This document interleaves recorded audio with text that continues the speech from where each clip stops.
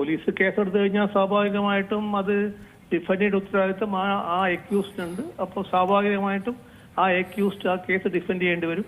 Police ഈ കേസുമായി ബന്ധപ്പെട്ട തെളിവുകൾ ശേഖരിച്ച് നടപടിയെടുക്കാൻ പോലീസും ശ്രമിക്കും. അപ്പോൾ സ്വാഭാവികമായിട്ടും ഒരു കേസ് വന്നാൽ സ്വാഭാവികമായിട്ടും ഈ അക്യൂസ്ഡിന് വിഷമം തന്നെയാണ്. പക്ഷെ ഇതിലൊരു കേസ് നിൽക്കുന്ന കാര്യത്തെ കുറിച്ചാണ് ഇപ്പൊ ലീഗലായിട്ട് പല ഡിസ്കഷനും വരും. കാരണം ഒരു ലോക്കൽ സ്റ്റാൻഡ് ഒരു കേസ് നിൽക്കുമോ, തേർഡ് പാർട്ടിക്ക് എന്താണ് കംപ്ലൈന്റ്, കേസ് എന്താണ്, സ്റ്റോക്കിങ്ങിന് മാത്രമാണോ കേസ്, അല്ല വേറെ വല്ല വേറെ കേസുണ്ടോ. അപ്പം അങ്ങനെയൊക്കെ ആകുമ്പോൾ ഈ കേസിന് ലോക്കൽ സ്റ്റാൻഡ് വളരെ വളരെ വീക്കാണ്. കാരണം ഒരു കംപ്ലൈന്റ് ഒരു കംപ്ലൈന്റ് ഉണ്ടാവാത്ത കാര്യത്തോളം കേസ് വളരെ വീക്കായ ഒരു കേസാണ്. പിന്നെ ഒരു പേരിനൊരു കേസ് കൊടുത്ത് പോലീസിന് മുന്നോട്ട് പോകാൻ പറ്റുമെന്നാണ് എനിക്ക് തോന്നുന്നത്.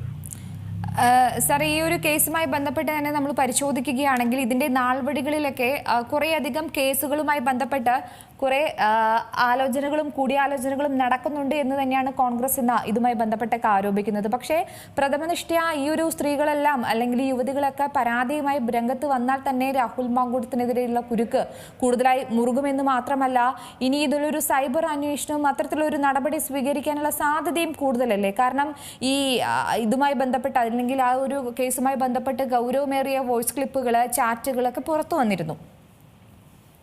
തീർച്ചയായിട്ടും അതൊക്കെയാണ്. അപ്പൊ ഈ അന്വേഷണം ഈ പോലീസ് കേസ് രജിസ്റ്റർ ചെയ്ത് കഴിഞ്ഞാൽ പോലീസിന്റെ അഡ്വാൻറ്റേജ് ഒരു FIR രജിസ്റ്റർ ചെയ്ത് കഴിഞ്ഞാൽ ഇൻവെസ്റ്റിഗേഷൻ സ്റ്റാർട്ട് ചെയ്യുന്ന ബേസ് ആണ് ഒരു FIR. അപ്പൊ സ്വാഭാവികമായിട്ടും എന്റെ ബേസിൽ ഇൻവെസ്റ്റിഗേഷൻ മുന്നോട്ട് കൊണ്ടുപോകുമ്പോൾ എന്തൊക്കെ തെളിവുകളാണ് പൊതുസമൂഹത്തിൽ വന്നിരിക്കുന്നത്, അത് ശരിയായ തെളിവുണ്ടാകും, വെറും ഉണ്ടാക്കിയെടുത്ത തെളിവായിരിക്കും, ചില സമയം ശരിയായ തെളിവായിരിക്കാം, ചില സമയം പരാതിക്കാരുണ്ടാവും, ചില പരാതിക്കാര് മുന്നോട്ട് വരും. ഇങ്ങനെയൊക്കെ വന്നു കഴിഞ്ഞാൽ മാത്രമേ ഒരു സ്ട്രോങ് ആയ കേസ് വരുള്ളൂ. കാരണം ബേസിക് ആയിട്ട് ഇത്തരത്തിലുള്ള കേസുകളിൽ ഒരു കംപ്ലൈന്റ് വേണം, ഒരു പരാതി വേണം, അത് പരാതിക്കാര് വേണം. അപ്പൊ ഈ പരാതിക്കാരില്ലാത്ത കാലത്തോളം ഈ കേസ് എത്രത്തോളം മുന്നോട്ട് പോകുന്നുള്ളത് വളരെ ബുദ്ധിമുട്ടുള്ള കാര്യമാണ്. പക്ഷെ ഇൻ ഡ്യൂ കോഴ്സ്, അതായത് ഇൻവെസ്റ്റിഗേഷന്റെ ഭാഗമായിട്ട് പോലീസ് മുന്നോട്ട് പോകുമ്പോൾ ആരെങ്കിലും വിക്ടിംസ്, അതായത് വെറുതെ ഞാനോ നിങ്ങളോ ഹിയർസോ ആൾക്കാർ പോരാ, ഒരു വിക്ടിം മുന്നോട്ട് വന്ന് കേസ് മുന്നോട്ട് കൊണ്ടുപോയാൽ മാത്രമേ ഒരു പ്രോസിക്യൂട്ടബിൾ ആയ ഒരു കേസ് ഉണ്ടാക്കാൻ പറ്റുള്ളൂ.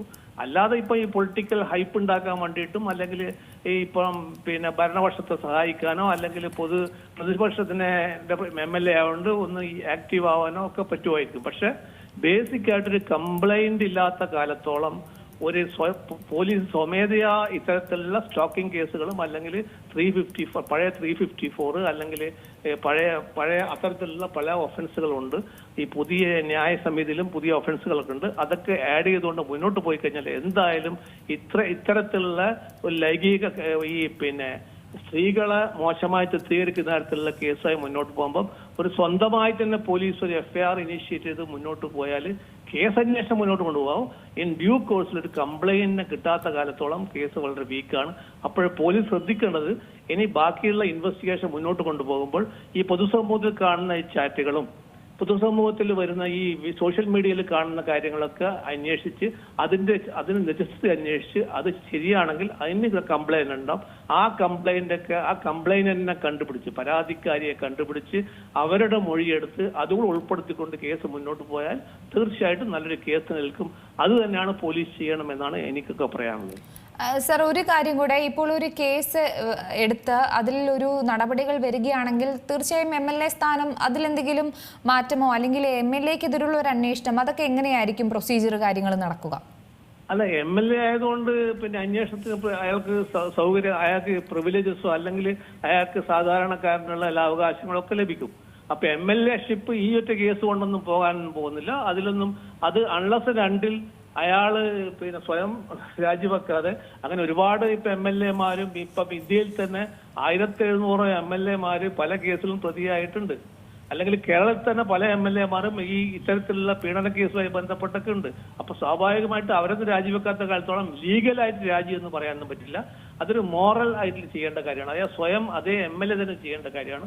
ഒരു അലിഗേഷൻ വന്നു കഴിഞ്ഞാൽ അയാൾ രാജിവെക്കുമോ? അങ്ങനെ അലിഗേഷൻ വന്ന് ഒരു ക്രൈം രജിസ്റ്റർ ചെയ്ത് ആ ക്രൈം പൊളിറ്റിക്കലി മോട്ടിവേറ്റ് അല്ലാത്ത ക്രൈം ആവുന്ന സമയത്ത് അല്ലെങ്കിൽ ശരിയായ ഒരു പരാതിക്കാരി വന്ന് പരാതി പറയുമ്പം അങ്ങനെ ഒരു FIR രജിസ്റ്റർ ചെയ്ത് കഴിഞ്ഞാൽ ആ MLA ഉൾപ്പെടുന്ന പാർട്ടി തീരുമാനിക്കണം, അല്ലെങ്കിൽ MLA സ്വയം തീരുമാനിക്കണം ഒരു മോറൽ ഒബ്ലിഗേഷൻ രാജിവെക്കാൻ വേണ്ടി.